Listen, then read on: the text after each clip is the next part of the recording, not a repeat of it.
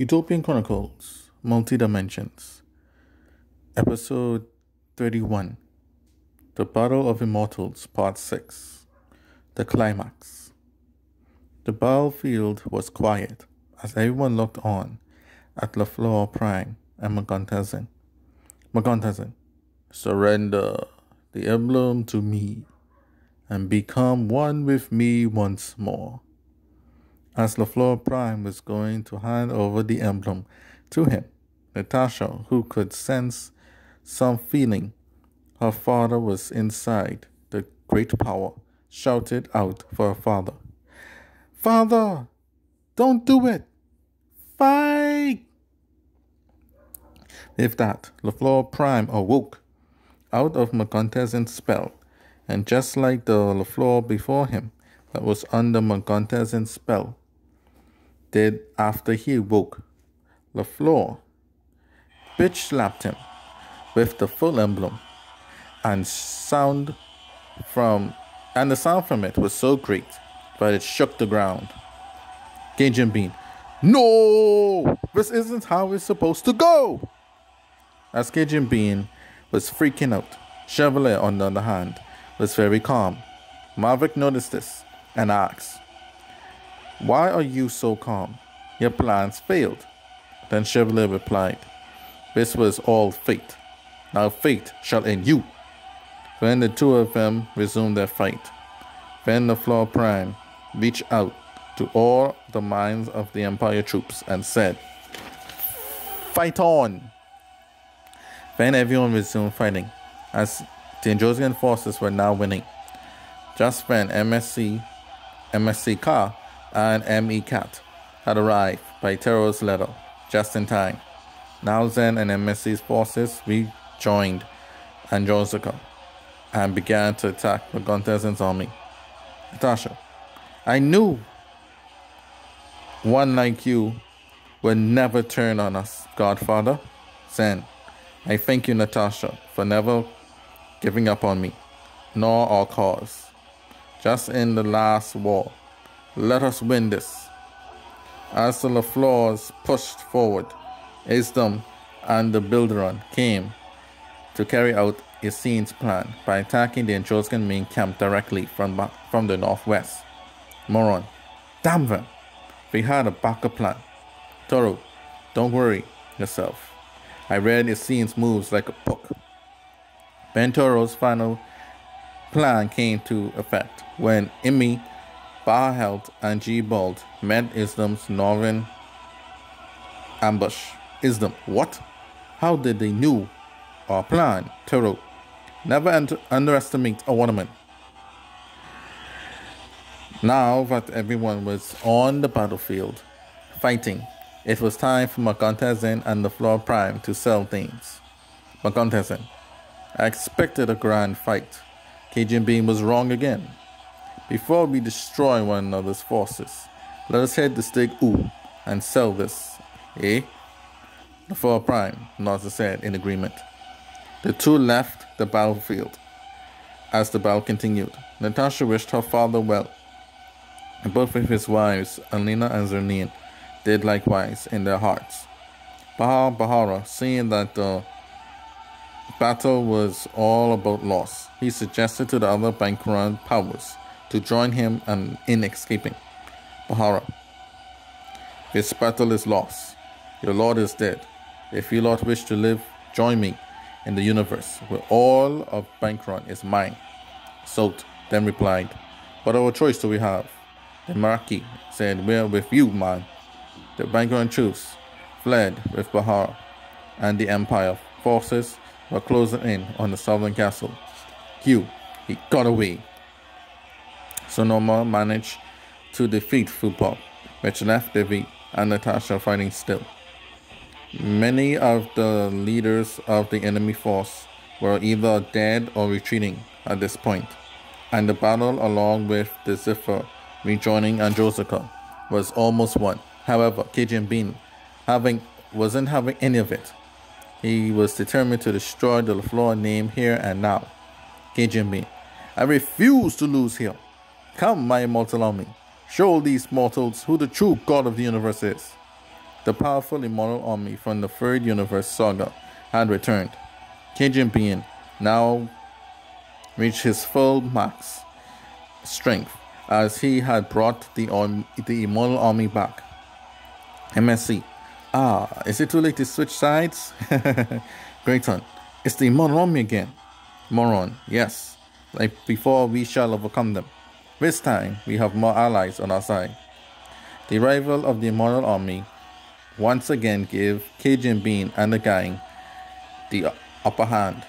LaFleur Jr., then seeing all this, replied, calling the immortal army out. Seems a little desperate, Cajun Bean. Cajun Bean, shut up. I'm a god. I don't take advice from you. Now die. As their duel was kicked into overdrive, Junior and his mighty spear, which had in with the universe's timeline, and so he went toe-to-toe with Cajun Bean's sword. The Floor Prime and Montezin had arrived at Stig U, which was the capital of the dimensions. Here they could go all out on each other and unleash their full power. The Floor Prime, I hope you're ready to lose. Montezin, I prefer this ending, LaFleur. Now I can finally go all out. LaFleur Prime, let's go. The clash was massive. They moved like lightning as the dark lightning from Montez's light rod clashed with LaFleur Prime's full emblem. Despite the full emblem being the heaviest weapon to carry, LaFleur moved it like a small katana sword. Montezin got his rod to go through one of the chain links of the full emblem, and he then started to spin it. This sent LaFleur on a whirlwind, and then Montezin retracted his rod, and then, while LaFleur was dazed, fired a full Arpatelicon blast at him.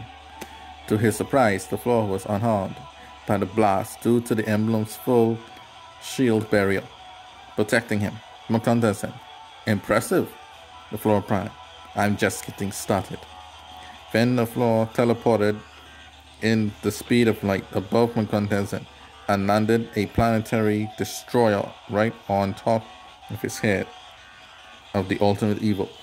Montezin landed so hard that the ground caused a mega atomic blast which destroyed all of Stig U and most of the dimensions and turned it into a apocalyptic wasteland in mere seconds. Miraculously, Montezin survived that attack, but was clearly out of it. LaFleur Prime, good, you can continue. Montezin then struggling as he replied, you've gotten stronger. Excellent. Now I can go all out. My full power. The two powered up for one last round of intense fighting. While this was happening, Natasha and Devi were still at it. Sonoma went on ahead to back up Maverick as he fought Chevalier. Natasha, dodging Devi's bombs. Your attacks won't touch me. I'm the daughter of the Emperor and the future Empress of the universe. You misguided woman. You are no match for me. Devi, blocking Natasha's gunshots. You naive little girl. You can't even begin to comprehend the true forces at work here. My life only serves to further my lord's goals.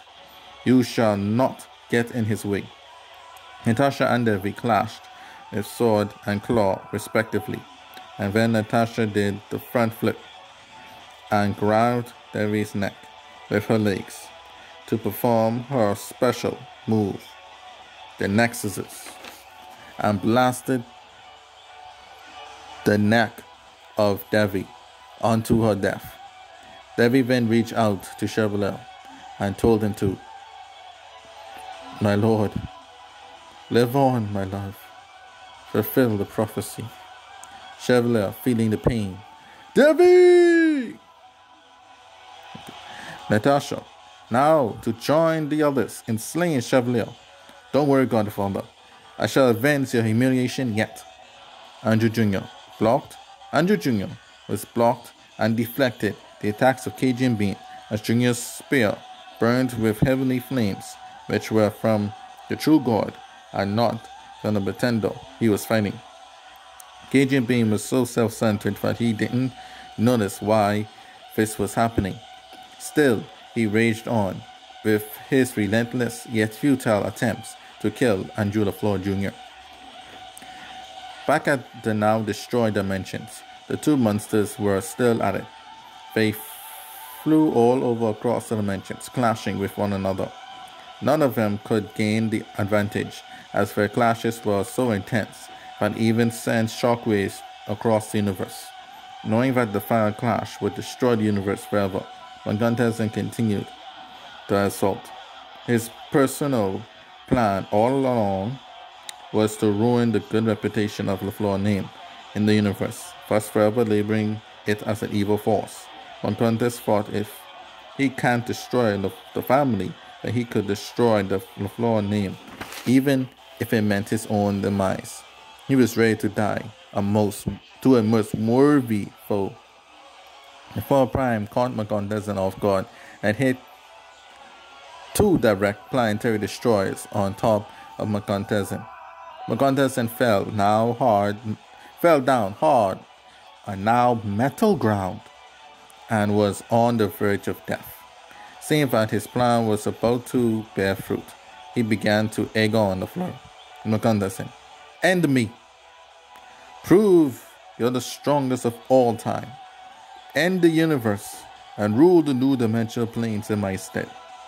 Show all that you are, even a greater monster than me. LaFleur Prime, in his mind, don't do it. He's tempting you. You must destroy him. But at what cost? Ah, the voices in my head. Montezin, screw them. End me. Then LaFleur did just that.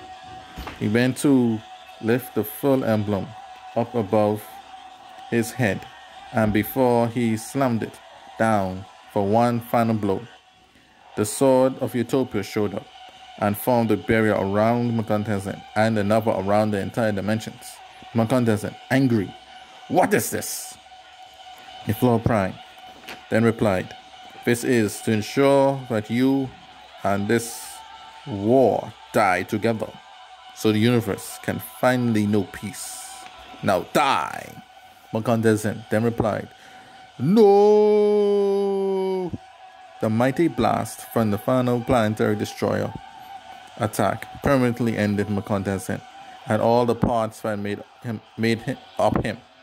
It also destroyed forever the dimensions and killed the soul of the new dimensional planes in the process. In order for Andrew LaFleur Sr. to survive the blast, LaFleur Prime sacrificed himself so that Andrew and the sword returned safely to the new dimensional planes. LaFleur Prime, as he disappeared. I have done my true purpose of existing in this life. It's up to you, Andrew, to see it through. With that, LaFleur Prime was no more, and the emblem returned to LaFleur Jr.'s hand. Then he started a void of attacks on the now weakened Cajun Bean. Now that the new dimensional planes were now dead and just another place, Montezin's and Cajun Bean's ties to existence was no more. Junior knew this and went for the final killing blow. Cajun Bean, I'm mortal. How could this be? Then Junior replied, rotten hellfire forever. K.G. Montezin Bean. Yeah! He swings his emblem under Cajun Bean's chin and kills him instantly. Cajun Bean's body lay completely destroyed on the ground. The Immortal Army then ceased to exist, as their master was gone. Now with that, the war was won, and Chevalier made his way to escape with the help of Fupon. Chevalier had lost his leader and his love in this battle. The prophecy was becoming more real by the day. Although they failed to capture Chevalier himself, the will of the enemies of Ventroska was broken.